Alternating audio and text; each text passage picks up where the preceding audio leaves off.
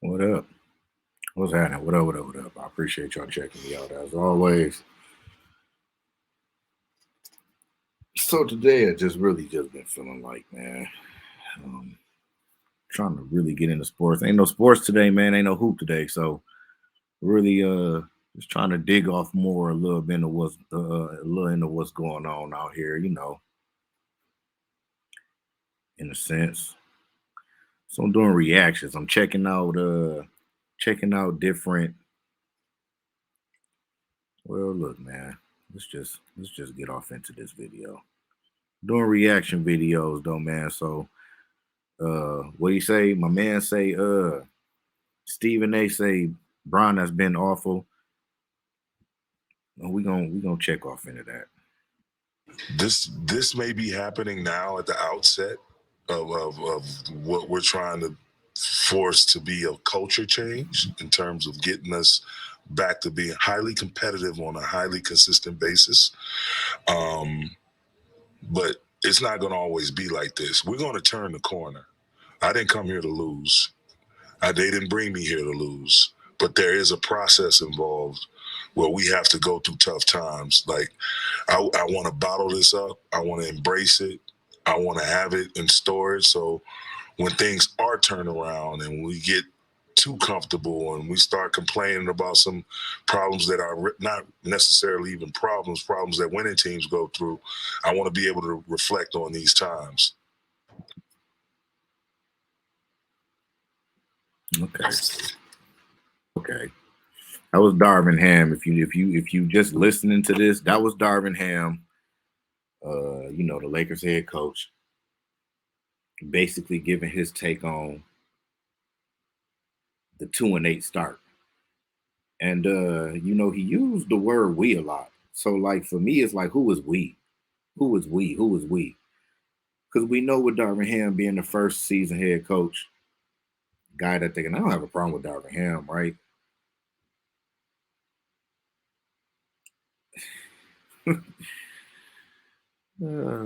Exactly. Keep that evidence. Oh, there he is, Tim Legler with us now. Key, I'm going to start with you because you're a big Lakers fan. Do you agree that your Lakers will turn it around this season? I don't know that they will turn it around. If you go back to last year and you look at a little bit of this year. If that's what he was talking about, no, they will not be turning it around this season. They got way too many issues. They got way too much. And you know what?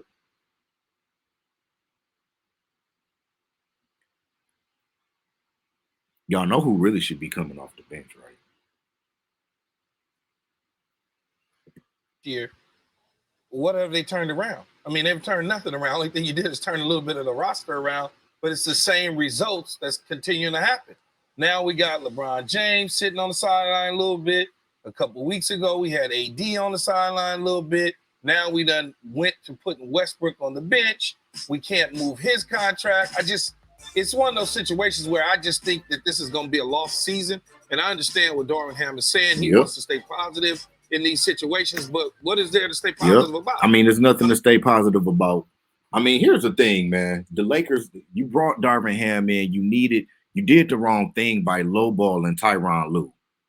I don't know what Tyronn, to me, it had to have something to do with something when he was over there in the past, because we know he played for the Lakers. Like something had to happen in order for them to lowball him and then turn around and do the coaching carousel. Like I didn't really, you know what I mean? Seem like you got LeBron on your team. If you got like, it's basically whatever Bron say goes. So like you're never going to be, especially not at this point in his career, you're never really actually going to be the head coach, right? But at least you can find somebody who know how to manage all of these different personalities. And Darvin Ham just wasn't that guy. Now Darvin Ham just wasn't that guy. I get why you brought him in, but I just don't think that was. I don't think that was the move. I just don't think that was the move. You brought him in because he's a. I mean, if this thing continues to go this way, if I was the Lakers, I'd figure out how I can move my big pieces and LeBron James and Anthony Davis and whoever else and just start fresh all over again and hit the reset button. I'm with Keyshawn. Look at Portland. Look at Portland. Look at, we got rookie head coaches, right? So look at Portland. They're gonna finish with a better record than the Lakers, I'm pretty sure. I mean, look at the Jazz. Look at the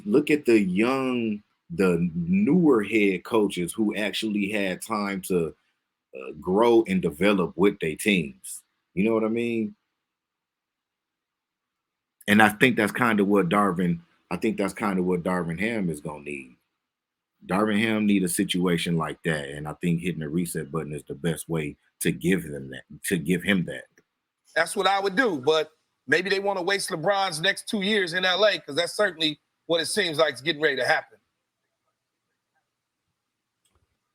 Well, let me say this. Keyshawn Johnson, ladies and gentlemen, for the first time, he's lying to the American public. He's saying he does not know. You know, they're not going anywhere. You do know.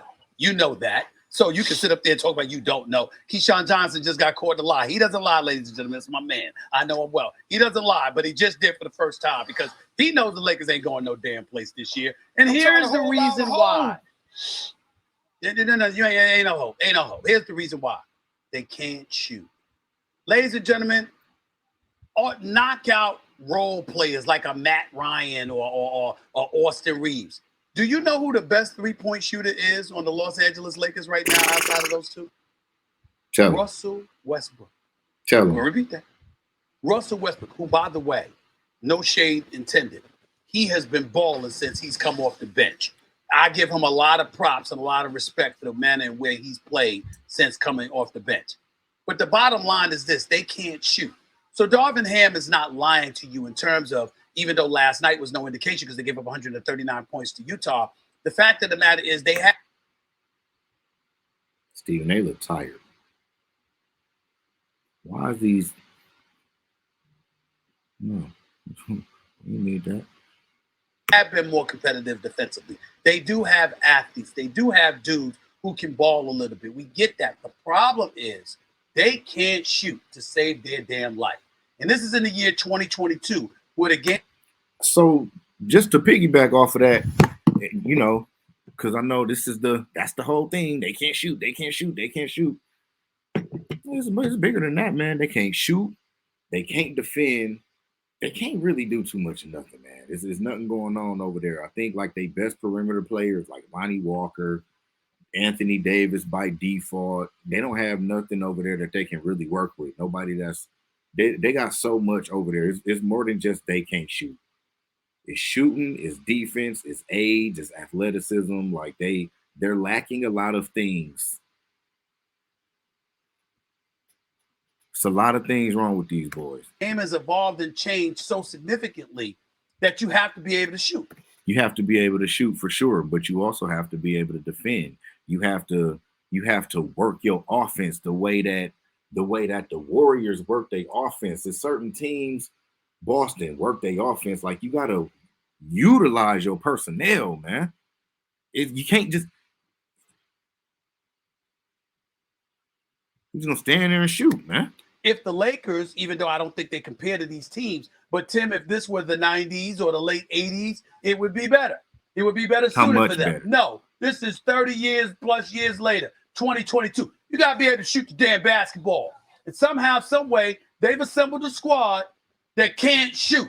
LeBron James, major love to him. We all know Mount Rushmore. He's shooting 21% from three-point range. He has been awful from long range. Awful, okay? Anthony Davis is an improvement. He had 28%, okay? Don't get me started with everybody else. The fact of the matter is that they can't shoot. They will compete. They can finish at the basket. I don't think they finish at the basket well. I don't think they finish at the basket. I don't think they compete. Like when you going basket, trying to go basket for basket with players, that's not competing. I mean, I guess technically it's competing. But like, nah, I don't want to compete. I want to win. I want to dominate. They will defend. I get what Darvin Ham is saying, defend. but in the end, the results won't change until they get brothers that can put it in the hole from long range. And hey, brothers, not brothers, brothers that can put it in the hole from long range and other things. I don't know what he about to say next, but and other things. But brothers. By brothers, I mean everybody. Black, white, Latino. Nope, that ain't what I mean. That ain't what I mean, man. Get an Asian American, that ain't what I mean. That for sure ain't what I mean.